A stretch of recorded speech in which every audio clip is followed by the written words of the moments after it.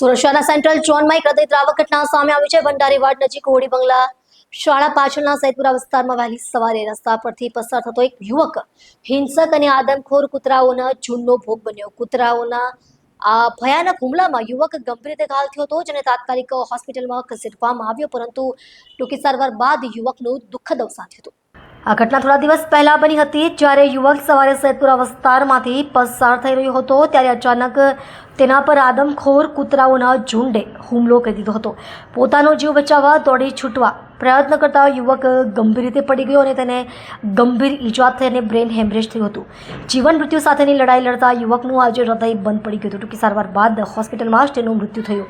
આ ઘટનાએ તેના પરિવારને તો ભાંગી નાખ્યો છે, પણ સમગ્ર વિસ્તારમાં રોષ અને શોકનું વાતાવરણ ફેલાઈ ગયું છે। સ્થાનિક નિવાસીઓ આ ઘટનાને સુરત મહાનગરપાલિકાના શાસકો અને તેના અણધણ વહીવટની સીધી ઉપજ ગણી રહ્યા છે। લોકોનો આરોપ છે કે શહેરમાં આવા ખુલ્લા ઘૂમતા અને ખતરનાક કૂતરાઓના ઝુંડ પર નિયંત્રણ મેળવવામાં મહાનગરપાલિકા સંપૂર્ણપણે નિષ્ફળ રહી છે। પાલિકા તરફથી સ્ટ્રે ડોગ કંટ્રોલ અને જન સુરક્ષા માટેની યોજનાઓનો અમલ કરવામાં ગંભીર ખામી રહી છે, જેના ઘાતક પરિણામ આવી રહ્યા છે। આ ઘટનાએ શહેરી સુરક્ષા અને સફાઈ વ્યવસ્થા પર એક મોટો પ્રશ્નાર્થ ઊભો કર્યો છે। સ્થાનિકો સુરત મહાનગરપાલિકાના શાસકો પર ફિટકાર વરસાવી રહ્યા છે અને તાત્કાલિક અને પ્રભાવી કાર્યવાહીની માંગ કરી રહ્યા છે। લોકો ચેતવણી આપે છે કે જો તુરંત જ આ બાબતે ગંભીરતાપૂર્વક પગલાં ન ભરાયા તો આવી દુર્ઘટનાઓનું સैलाब આપવાનું બાકી રહેશે। ये सुबह में नमाज पढ़ के कब्रिस्तान से मेरे अब्बा का फातिहा पढ़ के आया था। वो घर के पास आया तो उसी वक्त उसको कुत्ते 4-5 कुत्ते ने एक साथ में दौड़ाया काटने। वो अपना जीव बचाने के रास्ते पास दौड़ा और दौड़ते दौड़ते वो गिर गया। वो गिरा, उसको इतनी गंभीर ईजा हुई कि उसकी वजह से उसके पूरे बैक में जो मेन नस है वो डैमेज हो गई। उसकी वजह से पूरा बदन उसका पैरालाइज हो गया। पैरालाइज होने की वजह से हम लोग तात्कालिक उसको लोकाल हॉस्पिटल में एडमिट किया। वहाँ इमरजेंसी यूनिट में उसको देख रेख के था, उसको ICU में शिफ्ट किया गया।